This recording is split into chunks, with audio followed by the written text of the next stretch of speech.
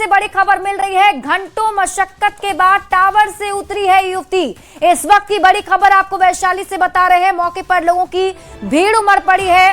देखिए, बिजली के टावर पर युवती चढ़ गई थी। बताया जा रहा है कि महनार में लड़की ने हाई वोल्टेज ड्रामा किया था और प्रेमी द्वारा छोड़े जाने से नाराज होकर वो टावर पर चढ़ गई थी। ये तस्वीर अब आपको दिखा भी रहे हैं। यही वो टावर है जिस पर युवती चढ़ गई थी और काफी देर से ये हाई वोल्टेज ड्रामा यहाँ चल रहा था।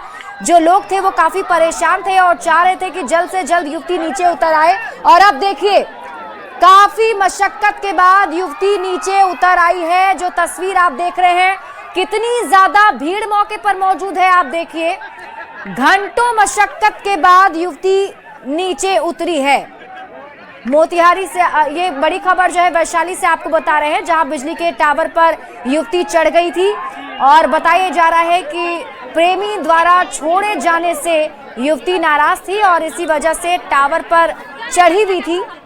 मौके पर लोग मौजूद थे और सभी उसे नीचे आने के लिए कह रहे थे और अब घंटों मशक्कत के बाद युवती नीचे उतर आई है। तो ये तस्वीर हम आपको दिखा रहे हैं जिसमें आप देखिए काफी ऊंची ये टावर है और इस टावर के ऊपर, वो भी बिजली के टावर पर, युवती अचानक चढ़ी और नीचे उतरने को तैयार नहीं थी। पुलिस की टीम मौके पर पहुंची थी। आसपास के लोगों को जानकारी मिली तो वो मौके पर पहुंच गए। आप देख पा रहे होंगे अभी तस्वीरों में किस तरीके से हाथों में सबके मोबाइल है और सभी इस वीडियो को कैप्चर भी कर रहे हैं। तो ये बड़ी खबर हम आपको बता रहे थे वैशाली से। और इसी बीच एक और बड़ी खबर सामने आ रही है मोतिहारी से। मोतिहारी शराब कांड से जुड़ी आपको इस वक्त की बड़ी खबर बता रहे हैं। मृतकों की संख्या बढ़ गई है। मृतकों की संख्या 10 हो गई है। तो इस वक्त की बड़ी खबर आपको मोतिहारी शराब कांड से जुड़ी हुई बता रहे हैं। देखिए, जहरीली शराब कांड से अब तक 9 लोगों की मौत की खबर थी, लेकिन अब ये बड़ा अपडेट सामने आ रहा है। इसमें अब एक और व्यक्ति की मौत हो गई है, जिस वजह से ये आंकड़ा अब 10 का हो गया है। यानी कि मोतिहारी में जहरीली शराब कांड में अब तक 10 लोगों की जान जा चुकी है, जबकि बीमार लोगों की संख्या बढ़कर 15 हो गई है। वहीं पुलिस के बढ़ते दबाव की वजह से जहरीली शराब कांड मामले के मास्टरमाइंड कन्हैया यादव और सुनील शाह ने कोर्ट में सरेंडर कर दिया है। सबसे पहले आप ये रिपोर्ट देखिए, फिर खबर तो समझिए।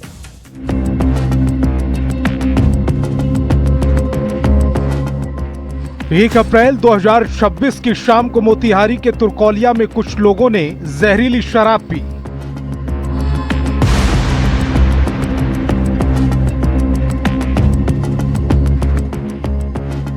दो अप्रैल को जहरीली शराब पीने से पहली मौत हुई।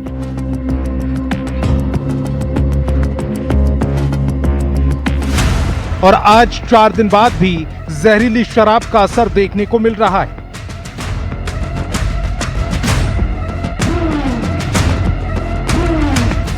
रविवार रात को 4 लोगों को सदर अस्पताल में एडमिट कराना पड़ा, जिसके बाद बीमार लोगों की संख्या बढ़कर 15 हो गई। देखिए, जहरीली शराब मामले में कई लोग बीमार हैं, जिनका इलाज जो है वो सदर अस्पताल में भी हो रहा है, निजी नर्सिंग होम में भी हो रहा है और तमाम स्वास्थ्यकर्मी जो हैं वो अलर्ट मोड पे हैं। पुलिस की लगातार बढ़ रही दबिश और कार्रवाई के बाद जहरीली शराब कांड के मास्टरमाइंड कन्हैया यादव और सुनील शाह ने कोर्ट में सरेंडर कर दिया।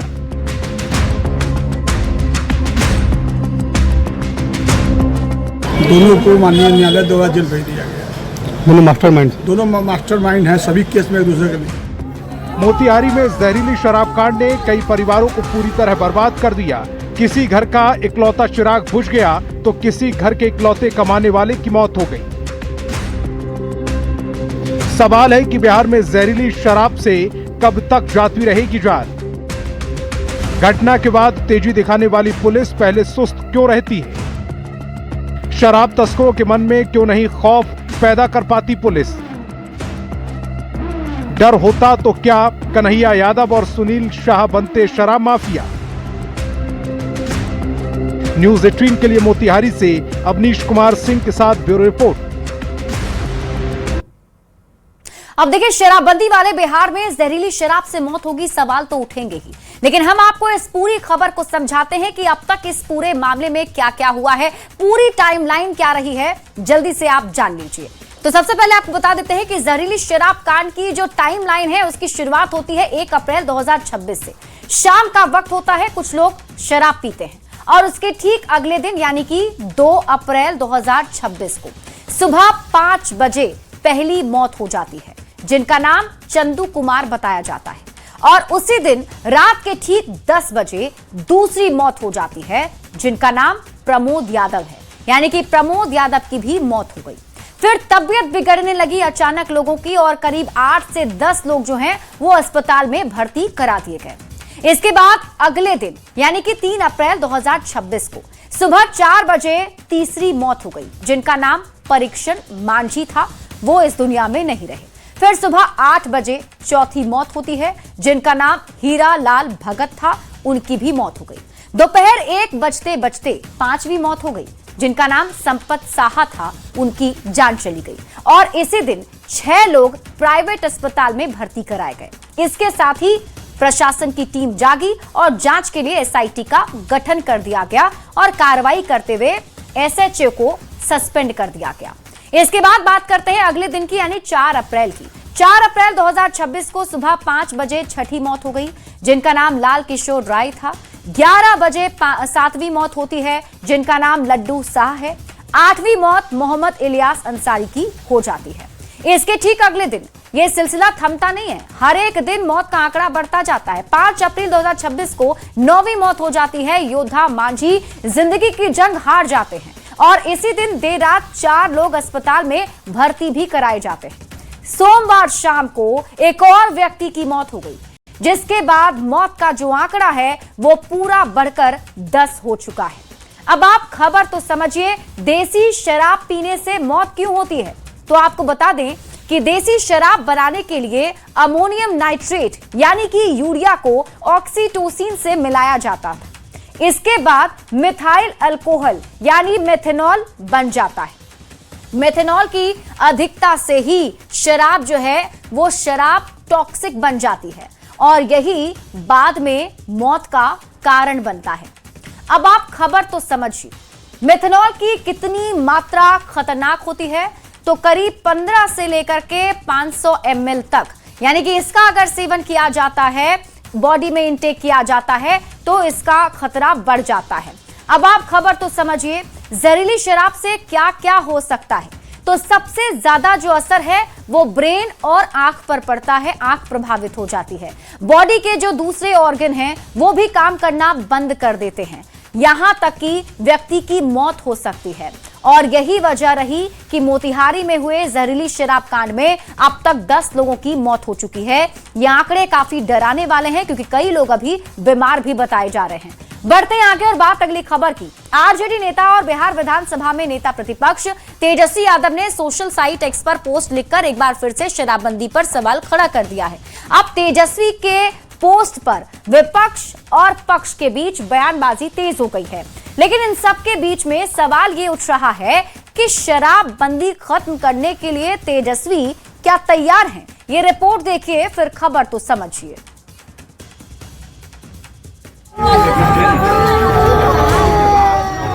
मोतिहारी जहरीली शराब कांड के बाद बिहार में एक बार फिर शराबबंदी पर सियासत तेज हो गई है। आरजेडी नेता और बिहार विधानसभा में नेता प्रतिपक्ष तेजस्वी यादव ने सोशल साइट एक्स पर एक लंबा चौड़ा पोस्ट लिखकर एक बार फिर शराबबंदी पर सवाल खड़ा किया है। तेजस्वी यादव ने लिखा कि बिहार में शराबबंदी कानून अब मजाक बन गया है। इस कानून की आड़ में केवल गरीबों को निशाना बनाया जा रहा है। शराबबंदी कानून के तहत करीब 16 लाख से अधिक लोगों की गिरफ्तारियां हुई हैं। इनमें सबसे अधिक गरीब, दलित, पिछड़े और अति पिछड़े वर्ग के लोग हैं। सरकार उन अधिकारियों और प्रशासनिक लोगों पर कार्रवाई क्यों नहीं करती जो भ्रष्टाचार के माध्यम से शराबबंदी को विफल करना चाहते हैं? आज ये शराबबंदी के नाम पर सुधारक बनने का स्वांग कर रहे हैं।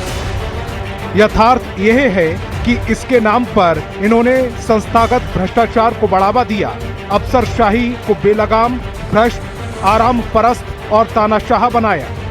कि बिहार में शराबबंदी विफल है, तो क्या ये सत्य नहीं है? तेजस्वी यादव के पोस्ट ने बिहार के राजनीतिक तापमान को और ज्यादा बढ़ा दिया है। माननीय तेजस्वी यादव, आप इसकी आलोचना करते हैं, यह तो स्वाभाविक है, क्योंकि शराब की कंपनियों से 46 करोड़ 64 लाख रुपया आपने पश्चिम बंगाल से इलेक्ट्रल बॉन्ड के रूप में लिया। एनडीए नेताओं ने तेजस्वी यादव पर पलटवार किया और कहा कि तेजस्वी यादव बिहार में शराबबंदी के खिलाफ हैं। तेजस्वी यादव जी का यह पोस्ट निश्चित रूप से शराब माफियाओं के पक्ष में उन्होंने पोस्ट किया है, वह शराबबंदी के खिलाफ है। उनका यह पोस्ट यही दर्शाता है। 1 अप्रैल 2016 को नीतीश कुमार ने महिलाओं की मांग पर सभी दलों की सहमति से बिहार में शराबबंदी लागू किया। तब महागठबंधन की सरकार थी और सरकार में तेजस्वी यादव डिप्टी सीएम थे। आज तेजस्वी यादव शराबबंदी पर सवाल उठा रहे हैं। सवाल है कि क्या शराबबंदी खत्म करने के लिए तेजस्वी यादव तैयार हैं? न्यूज़ 18 के लिए पटना से आनंद अमृतराज के साथ ब्यूरो रिपोर्ट। तो नेता प्रतिपक्ष तेजस्वी यादव ने शराबबंदी पर सवाल उठाते हुए जैसे ही पोस्ट किया, उसके बाद वार पलटवार शुरू हो गया। लेकिन हम आपको अब पूरी खबर समझाते हैं। शराबबंदी पर दावे वाली सियासत को अब आप समझिए। तेजस्वी यादव का यह दावा है कि शराबबंदी होने के बाद से 11 लाख केस दर्ज किए गए, 16 लाख से ज्यादा गिरफ्तारी हुई और 5 करोड़ लीटर से ज्यादा शराब बरामद की गई। यही नहीं, आखिरी सालों में 2 करोड़ लीटर से ज्यादा शराब जब्त की गई। अगर इसे औसतन हर रोज के हिसाब से देखें तो हर रोज 11,000 लीटर शराब जब्त की जाती है। अगर सिर्फ 2026 का आंकड़ा देखें तो हर महीने 3,70,684 लीटर शराब बरामद हुई। अगर इसको हर रोज के हिसाब से देखें तो पता चलता है कि 12,356 लीटर शराब हर रोज पकड़ी जाती है। अब तेजस्वी यादव का दावा है कि 2026 में पकड़ी गई शराब 18% अधिक है। यानी बिहार में प्रतिदिन शराब की खपत 1,70,000 लीटर से अधिक है। तेजस्वी यादव का यह भी दावा है कि शराबबंदी के बाद बिहार में सूखा नशा बढ़ा है, जो कि 40% अधिक हो गया है। यानी कि तेजस्वी यादव ये दावा करते हैं कि शराबबंदी होने की वजह से सूखे नशे में 40% की बढ़ोतरी हो गई है। अब शराबबंदी पर दावे वाली सियासत को आप समझिए। तेजस्वी यादव शराबबंदी पर सवाल उठा रहे हैं, शराबबंदी को फेल बता रहे हैं और तेजस्वी यादव का दावा है कि शराबबंदी के जरिए संस्थागत भ्रष्टाचार को बढ़ावा मिला है। तेजस्वी यादव के सवाल पर एनडीए ने भी पलटवार किया है। तेजस्वी यादव शराबबंदी के खिलाफ हैं, ये एनडीए की तरफ से पलटवार करते हुए कहा गया। एनडीए ने कहा कि आरजेडी ने शराब कंपनियों से चंदा लिया है। अब आप सवालों के जरिए खबर को समझिए। सिर्फ कागजी खेल या शराबबंदी फेल? सवाल ये भी, कानून विफल तो क्या विकल्प बदलेंगे? सवाल ये भी उठ रहे हैं कि शराबबंदी खत्म करने के लिए तेजस्वी तैयार हैं। बढ़ते हैं आगे और बात अगली खबर की। बिहार के वैशाली से एक ऐसी खबर सामने आई जिसने इंसानियत को झकझोर कर रख दिया है। दहेज की मांग ने एक और बेटी की जान ले ली है। आरोप है ससुराल वालों ने पहले पेट्रोल डालकर उसे जिंदा जलाने की कोशिश की और जब वो बच गई तो अस्पताल में उसे जहर का इंजेक्शन देकर मौत के घाट उतार दिया। हमारी ये रिपोर्ट सिर्फ एक घटना नहीं बल्कि समाज के सामने खड़े कई कड़वे सवाल भी उठाती है। ये रिपोर्ट देखिए, फिर खबर तो समझिए।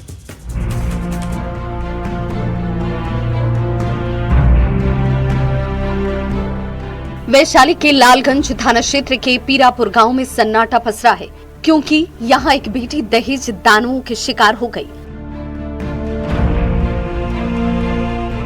दिल दहला देने वाली ये वारदात 20 साल की खुशबू कुमारी के साथ हुई।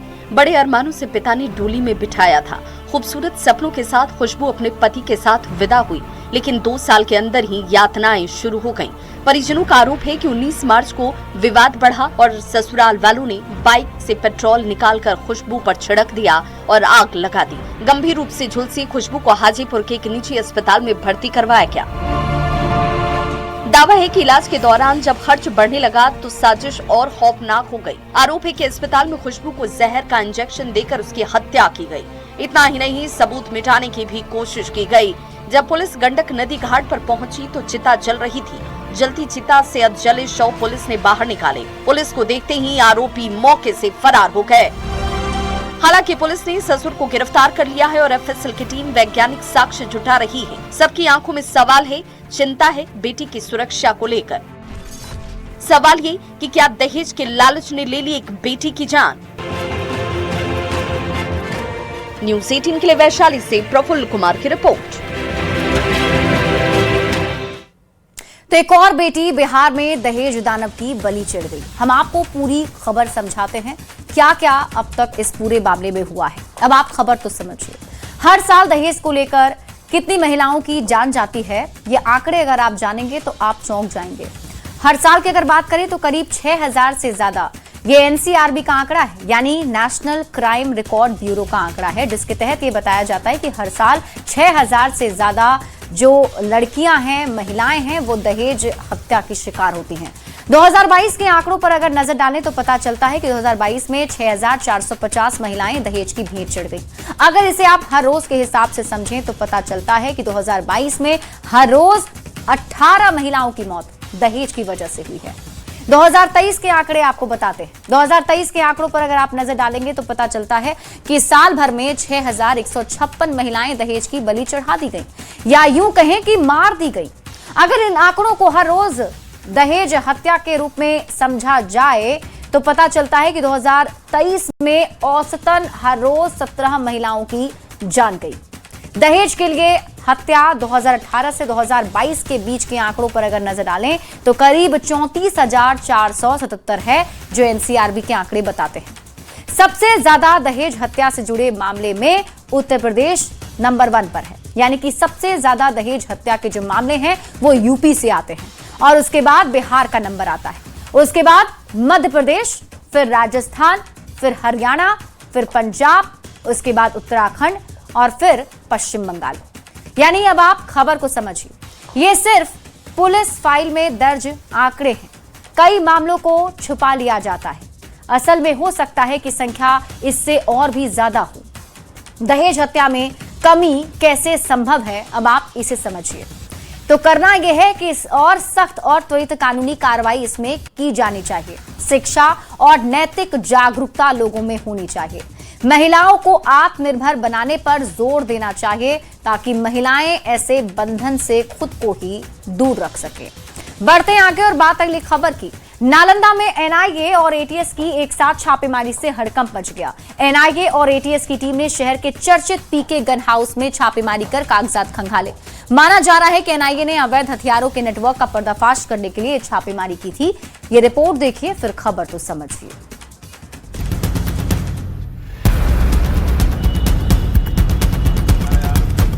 ये तस्वीरें हैं नालंदा शहर के चर्चित पीके गन हाउस की, जहां एनआईए और एटीएस की टीम कागजातों को खंगाल रही है।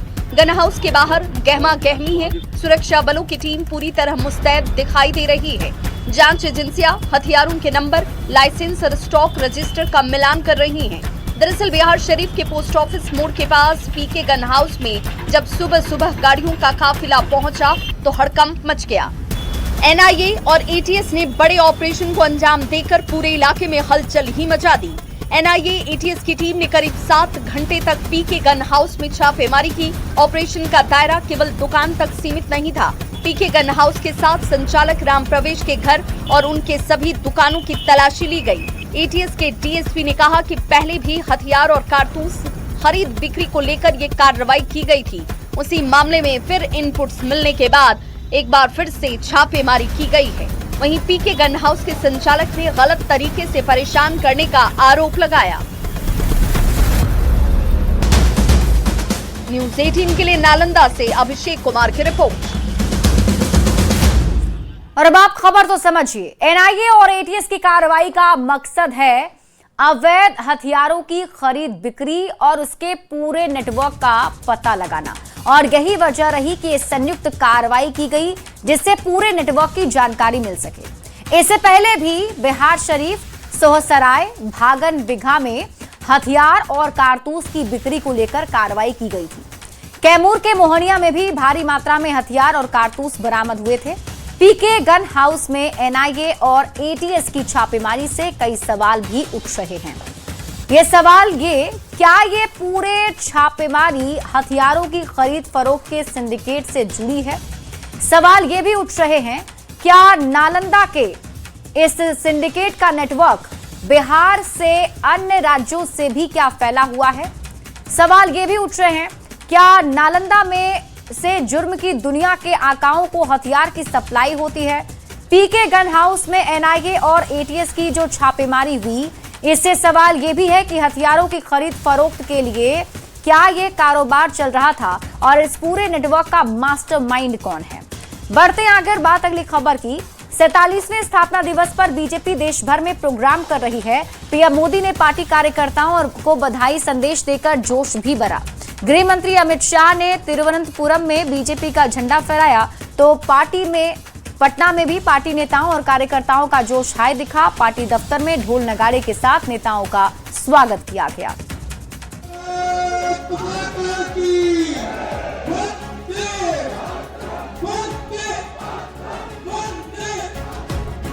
बीजेपी के 47वें स्थापना दिवस पर देश भर में बीजेपी कार्यकर्ताओं में जश्न का माहौल है।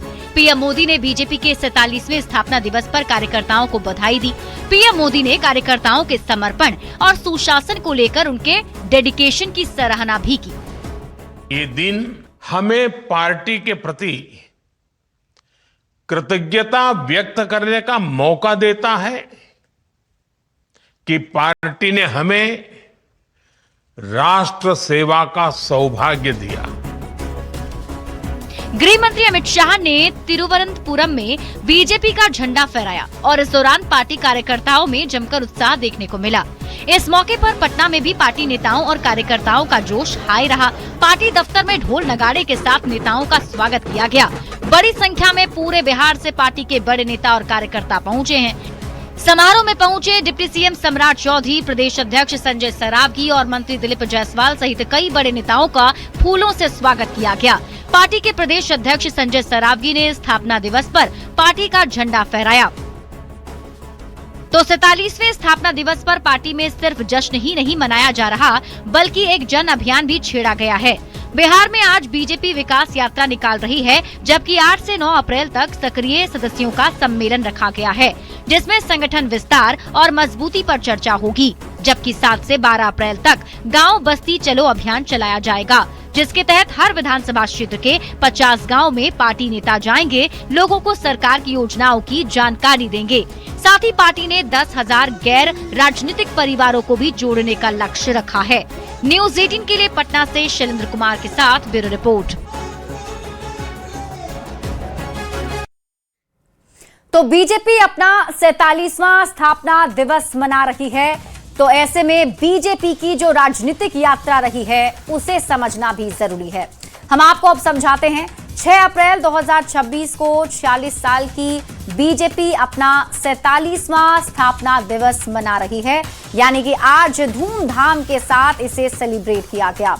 अब आपको बताते हैं कि बीजेपी की स्थापना हुई कब थी। 6 अप्रैल 1990, यानी 6 अप्रैल 1990 की वो तारीख थी जब बीजेपी, माफ कीजिएगा, 1980 की ये तारीख थी जब बीजेपी की स्थापना की गई थी, जिसमें बीजेपी में अटल आडवाणी युग की शुरुआत हुई और पहले अध्यक्ष जो हैं वो लाल कृष्ण आडवाणी बने थे। इसके बाद बीजेपी की राजनीतिक यात्रा को अगर देखें, 2 से 240 तक का जो सफर है वो कैसे पूरा हुआ साल दर साल। देखिए 1984 में लोकसभा की सिर्फ 2 सीटें बीजेपी की पास थी और साल 1989 में बीजेपी के पास 85 सीटें आई। 1991 में यह आंकड़ा थोड़ा बढ़ा 120 तक पहुंचा था, यानी कि लोकसभा की 120 सीटें बीजेपी के पास आई। फिर 1996 में 161 सीटें बीजेपी के खाते में आई। 1998 में यह आंकड़ा थोड़ा और बढ़ा 182 तक पहुंचा। फिर 1999 का वो साल जब 182 सांसद बीजेपी के जीत कर आए। 2004 में बीजेपी के 138 सांसद जीत कर आए। 2009 में बीजेपी के सांसदों की संख्या 116 थी, यानी 116 सीटें मिली थी। 2014 में यह आंकड़ा फिर आगे बढ़ा और प्रधानमंत्री नरेंद्र मोदी के साथ जब बीजेपी ने उनके चेहरे पर चुनाव लड़ा तो यह आंकड़ा 282 तक पहुंचा। और उसके बाद साल 2019 का लोकसभा चुनाव जब बीजेपी को 303 सीटें मिली और हाल ही में हुए साल 2024 के लोकसभा चुनाव में बीजेपी 240 सीट पर पहुंची। 80 से 90 का जो दशक रहा, अब आप इसे भी समझिए। राम जन्मभूमि आंदोलन का यह दशक था जिसमें बीजेपी के नेताओं ने बढ़ चढ़कर हिस्सा लिया था। अब आप खबर तो समझिए। इन मुद्दों के सहारे बीजेपी बढ़ी है, जिसमें 2014 से 2026 के अगर मुद्दों की बात करें तो पहला मुद्दा विकास का रहा, दूसरा मुद्दा निर्माण का रहा और तीसरा मुद्दा राष्ट्रवाद का रहा, जिसके तहत बीजेपी आगे बढ़ती चली गई।